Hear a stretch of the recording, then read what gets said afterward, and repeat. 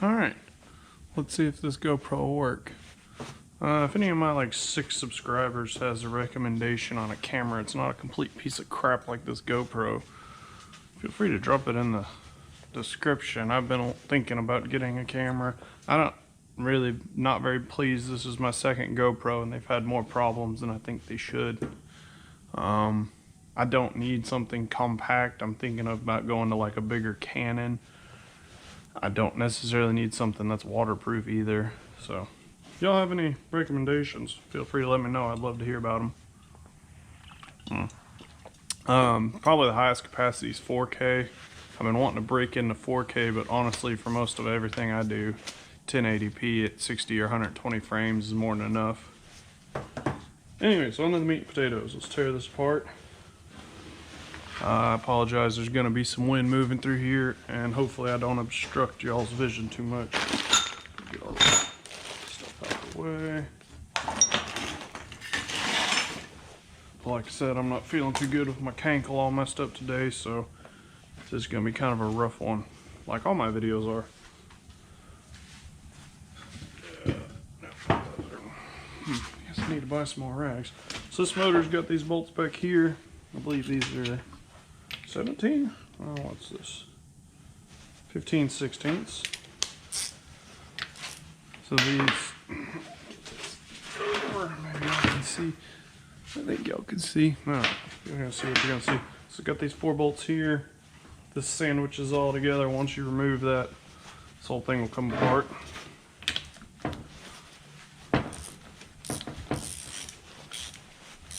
I don't know if y'all can see it, but if you actually watch right here, you can see the case move like this from this bolt being bent. To be honest, I think we could have just put new bolts in it and ran it like it was, and it probably would have been fine, but we wanted to tear it apart, make sure everything's good before we send it back.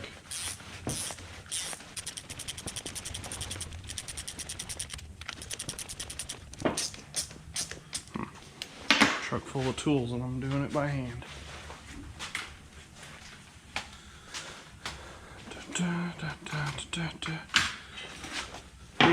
Feeling much better today, which is dangerous because if I feel better, I want to walk on it. If I want to walk on it, I'll tear it up. It's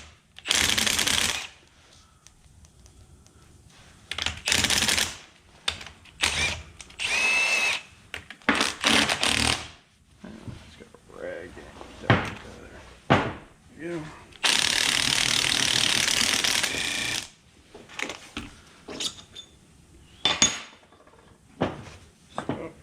Already want to come apart.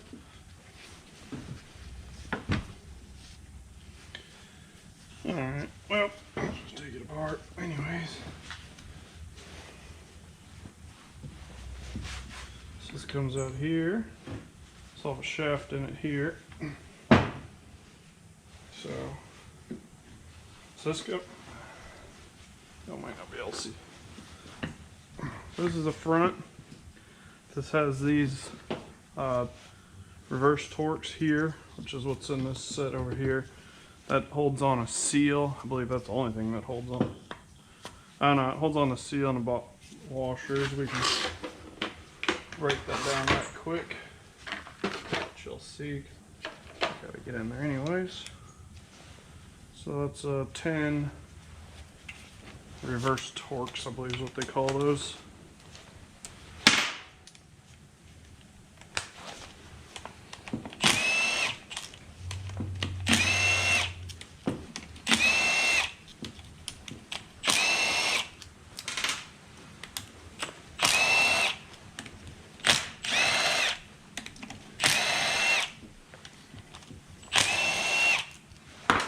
So much better than doing it by hand. Hope y'all can see where the damn. So it comes off here, just slides off. You gotta be careful. You've got, so there'll be a kind of like a O-ring wiper. I think there's an O-ring and a backup in here. Gotta double check that. You'll have a spacer here, and that rides up against this. So you'll have a spacer, then you'll have this thrust bearing and a spacer behind it. I think these are technically hardened washers for the thrust bearing to ride on. So then after that, you'll have this come out, and this will come from out like that. You don't really need to mess with that unless you think you've bent it or anything. Okay, so you'll see there's a big bearing up in here on this side and one on this side. Got a little O-ring right here. We will be replacing that. The bearings, so funny story, this pump was rebuilt by another shop. There was nothing wrong with it. It probably had a couple hours of service on it, and then they crashed it into another machine and bent the bolts. I think this is one of the, no, the real bent one's in there. I'll have to get the stacks apart, see it. So all the bearings are supposedly new anyways, so we're just resealing it. So there's that. Then you'll see here, this is the next stack. There's another one of these thrust bearings.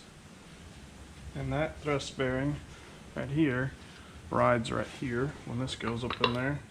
If I can get it keyed, it might not be, there it goes.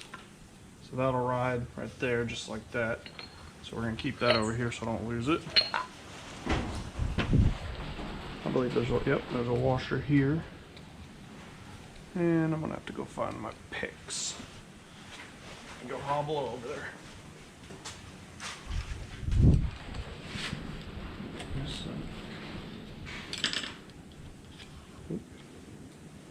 There we go. There's another thrust plate or bearing race. I don't know what you want to call that. Spacer. Let me go find another rag. Alright, there's some. I like to wear these bright colored gloves when I'm doing this because I try to keep everything clean, and I can see the oil and greases on the gloves much easier than my hands.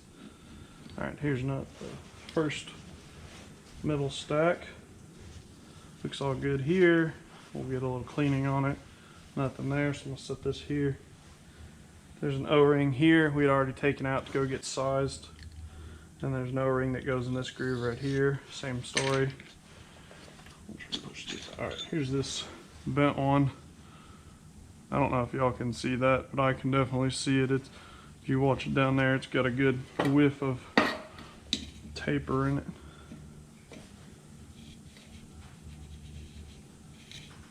Yeah, y'all probably ain't gonna be able to see it. Anyways, you have to take my word for it. Sucks to suck. So, then we'll take this one apart. So there's an O-ring here, an O-ring there. This back side, same story, O-ring here, little O-ring there. These come out. We have no reason to go through these. These are all good. I believe this is the actual motor mechanism for the pump. I don't fully understand how this pump works, so don't ask me. I didn't engineer it, I'm just rebuilding it. I'll have another little shaft here, and this will actually pivot. So this is going to be a little tricky to get back together because it pivots on there, and then it pivots on this other one inside of here. But if you take your time, you can get it back together, no big deal. So we're laying that back. Oopsie poopsie. So I have another plate here. Nothing on this side. You will need to take into account to orientation because you're going to have an O-ring that goes right here that meets up to that hole. And if you get it back, it won't meet up. So if you get it backwards, it won't fit right. And then in here, this piece, as you can kind of see, kind of fell out, but it comes out here, leans up this way. There are springs. I need to be careful if y'all are doing this at home. There are springs in here, 1, 2, 3, 4. Be careful not to lose those. Those push up against here. And these are some sort of nylon, looks like, spacers. I do not think we replaced these. They don't look bad. The other shop had already replaced them. So that comes off of here. Nothing to replace there. Just flat steel surfaces. So this, I'm gonna put this back. Now you got 2 pins here. Keep in mind, on 2 pins, they correlate with these 2 holes up there. And so if I understand how this works correctly, is this directs the fluid through this plate, and that directs it through that, and this is the assembly that makes the power. I could be wrong. One of y'all keyboard engineers, feel free to get on there and tell me I'm an idiot and don't know what I'm talking about. That's fine. I am genuinely curious to know if that is correct in my thinking or if I am incorrect. And there'll be an O-ring here and a little O-ring here. So, super easy to pull apart, super easy to work on in my opinion. It is kind of big and heavy, but it's okay.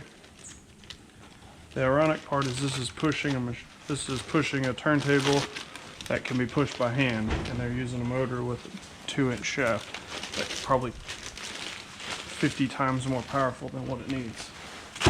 But you know, engineering's hard.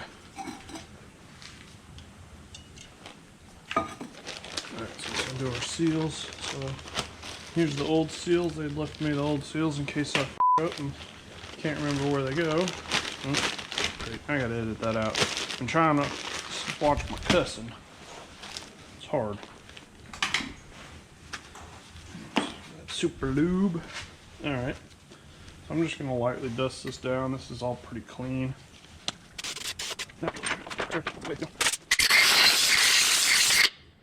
So these do mount on the steel surfaces. So you really don't want to have things on the steel surfaces, or when you go to mount it together, you know, it's not going to mount perfectly flush and you're probably going to have a failure. I like to use this Super Lube. It's affordable. Pretty good stuff from what I've seen. Parker Lube is good lube, but they apparently think that stuff's worth big money for some stupid reason. So I don't buy Parker Lube. I'm not paying no 30-40 bucks a tube for that garbage. It ain't that good. Yeah. I wonder if this seal is different than the other ones. This is the smaller one. Alright, y'all have to bear with me. It's been a minute since we pulled this apart. I gotta memorize where everything came from. So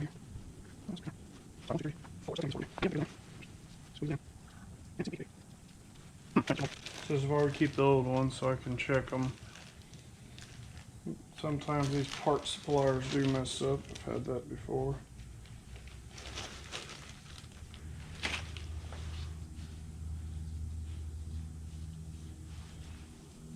And to be honest, these old ones weren't bad, but we're here and might as well replace them. Probably the wrong part.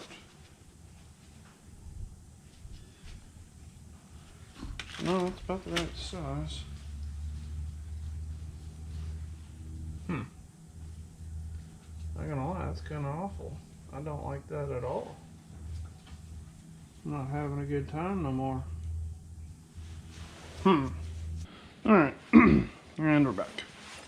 Went to the local getting spot and got the seals the next size down. I think what happened is they measured the seals that came out of it and those seals were a little bit stretched. So try not to fight the oversized seals because it'll get pinched and it's just awful.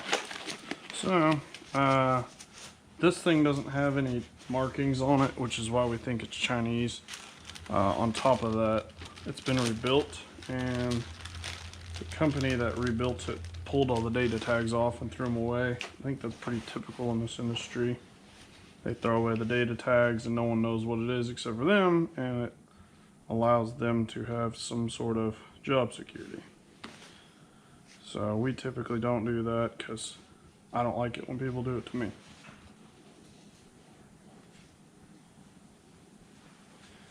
Alright, that's what I figured that would be.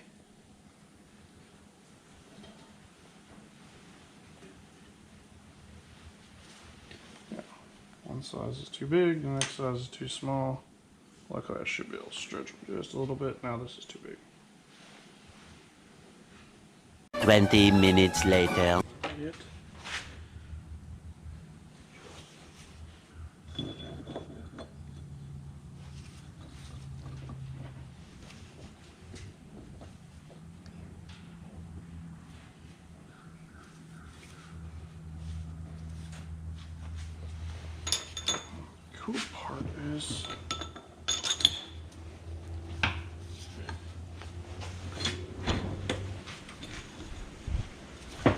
Cool part is there's no way to snug it all up unless it's all snugged up as a unit, which is fantastic. So you get your stubby shaft. Seems to be the same way both sides. That goes there.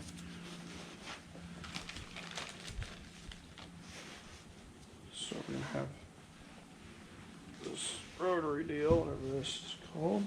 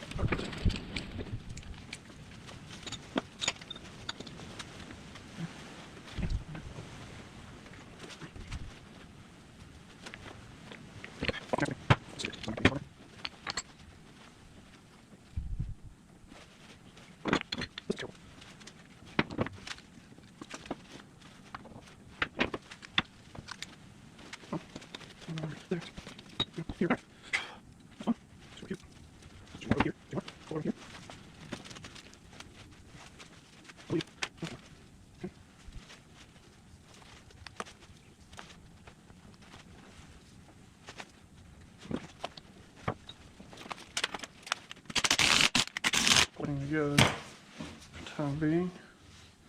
Alright, I think we're going to paper snag in there. It's okay.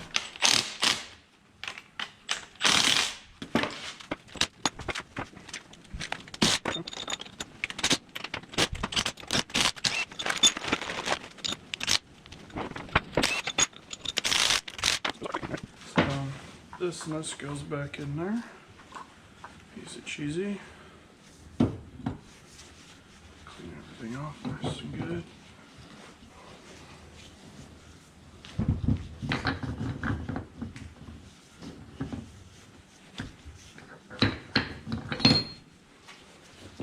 This is kind of the same thing. You gotta get all this stuff aligned here. And that has to be centered in here.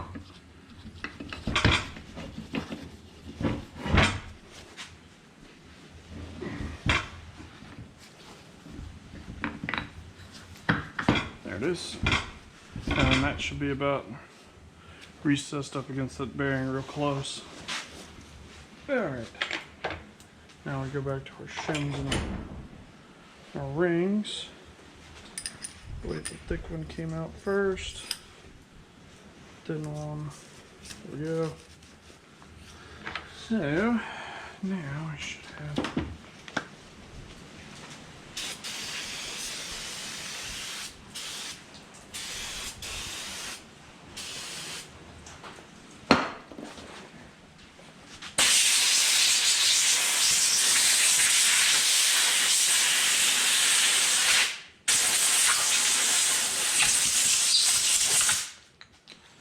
now we have this bad boy. That should be, this will have a wiper seal. You got this little O-ring, I believe.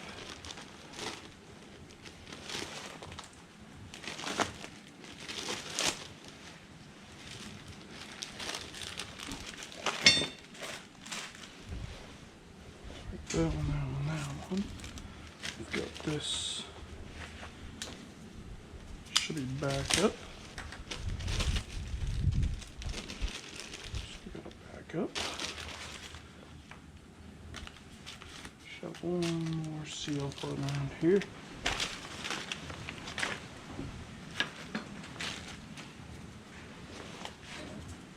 We should have a little O-ring. Where did the little O-ring here?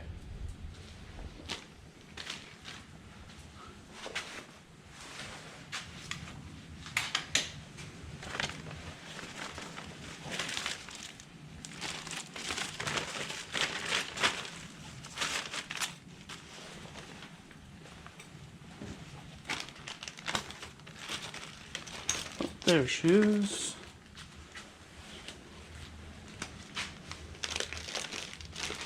So I have this one right here. So this seems to be a quad seal, if I remember correctly. So we've got this. So this backup goes in here, inside. And bam, no big deal. And that'll go towards the front because pressure is coming this way. There's no pressure this way. Quad seal goes back up in here, in front of your backup.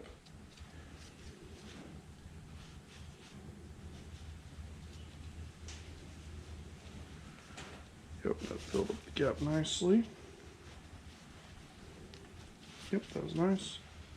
So I got quad seal. And back up, everything fits nice. This O-ring will go back here, right there. I'm not ready for that yet. Lip seal goes right here. And let me get a little hammer.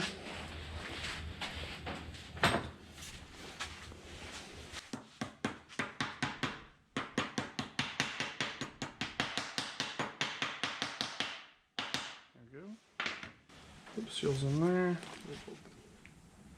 Grease on both of them. Help keep from tearing, possibly. Now, this deal right here. It's a little bit small, so we'll give it a little stretch. There we go. It fits in nicely. Lots of silicone grease.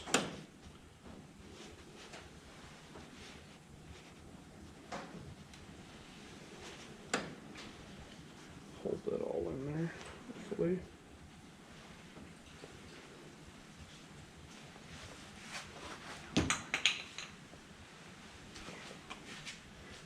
Alright, then that just slides on here. Hopefully y'all can see. Yeah.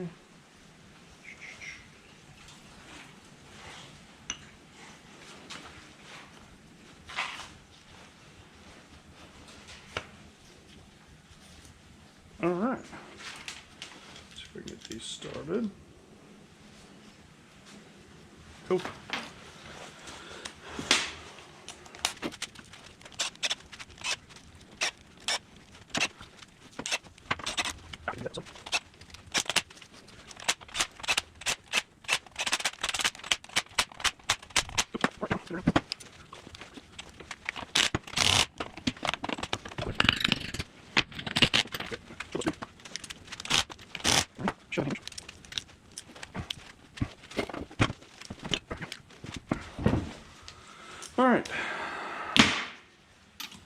y'all get to stare at the back of my head for 20 minutes.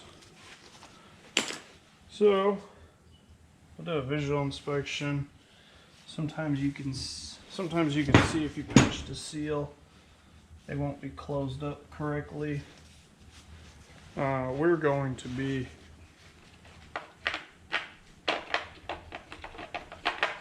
we've got a hydraulic power unit over there. We're going to hook this up to, and just hook it up here and spin it. Make sure there's no major leaking that we can see. But we should be good. I'm going to have help with that. With my bum cankle, I won't be able to carry this over there without hurting myself.